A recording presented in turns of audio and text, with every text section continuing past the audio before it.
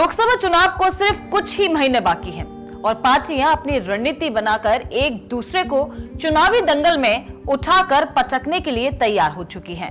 देश की तमाम छोटी से छोटी और बड़ी से बड़ी पार्टी फिलहाल एक्शन मोड में नजर आ रही है। सालों तक देश में राज करने वाली पार्टी कांग्रेस भी बीते कुछ सालों से अपनी पुरानी सत्ता वापस पाने के लिए हर एक हथकंडे अपना रही है। कुछ ही महीनों पहले हुए कर्नाटक चुनाव में मिली जीत के बाद मानो कांग्रेस का आत्मविश्वास आसमान छू गया। अब एक तरफ तो भाजपा को हराने के लिए सभी विपक्षी गठबंधन कर चुनावी अखाड़े में तैयार खड़े हैं, लेकिन इस बीच सबकी नजर इस पर टिकी है कि कांग्रेस की 24 के लिए अपनी क्या रणनीति होगी। दरअसल आने वाले लोकसभा चुनाव में कांग्रेस अपनी एक अलग ही टीम बना रही है। बता दें कि कांग्रेस के राष्ट्रीय अध्यक्ष मल्लिकार्जुन खड़गे ने पार्टी के सबसे ताकतवर सीमित गठन कर लिया है, जिसमें 39 लोगों को शामिल किया गया है।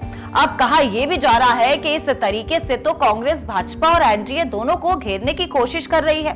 दरअसल कांग्रेस कार्य समिति के लिस्ट में सचिन पायलट, शशि थरूर, सोनिया गांधी, मनमोहन सिंह, राहुल गांधी, प्रियंका गांधी, ए.के. एंटनी, अंबिका सोनी, अधीर रंजन चौधरी, दिग्विजय सिंह, चरणजीत सिंह चन्नी समेत 39 नेता शामिल हो चुके हैं। तो दूसरी ओर इस लिस्ट में शशि थरूर का होना भी काफी दिलचस्प माना जा रहा है, क्योंकि शशि थरूर ने ही कांग्रेस अध्यक्ष पद के लिए खड़गे को चुनौती दी थी, जबकि इस कमेटी में कोई भी ऐसा दिग्गज नेता नहीं है जिसे 24 के लिए जरूरी समझा जा रहा था। आपको बता दें कि कांग्रेस की इस लिस्ट में मुख्यमंत्रियों को कोई जगह नहीं मिली है, जबकि इस नई टीम में एससी, एसटी, ओबीसी, अल्पसंख्यक, महिला और युवा वर्ग को शामिल किया गया है।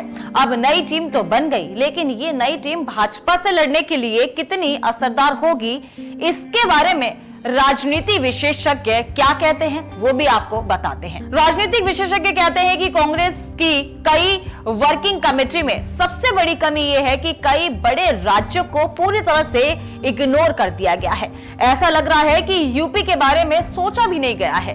किसी भी पार्टी के लिए सबसे बड़ी चुनौती यूपी है।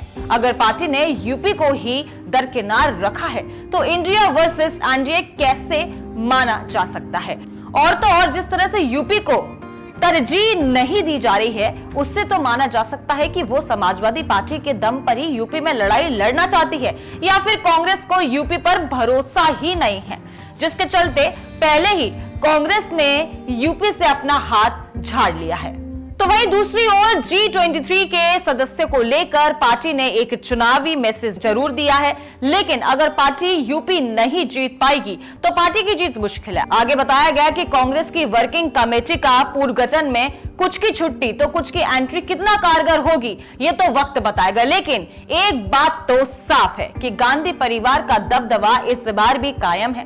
गांधी परिवार के 3 सदस्य तो है ही, बाकी भी उनके कट्टर समर्थन है, लेकिन कांग्रेस में इस नई रणनीति का फायदा तभी दिखेगा जब कांग्रेस को कर्नाटक की तरह इस साल होने वाले राज्यों के विधानसभा चुनाव में सफलता मिलेगी।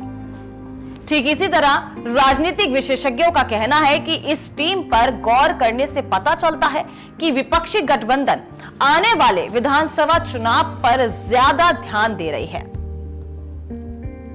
पार्टी ये मानकर चल रही है कि अगर विधानसभा चुनावों में जीत मिलती है तो 2024 के लोकसभा चुनाव में पार्टी का कम नुकसान होगा। तो दूसरी ओर पार्टी के सामने एनडीए सबसे बड़ी चुनौती है और कांग्रेस अपना वजूद बनाए रखने के लिए हर मुमकिन कोशिश कर रही है। बहरहाल अब यह देखना काफी दिलचस्प होगा कि कांग्रेस की ये नई रणनीति एनडीए को कितना पछाड़ पाएगी।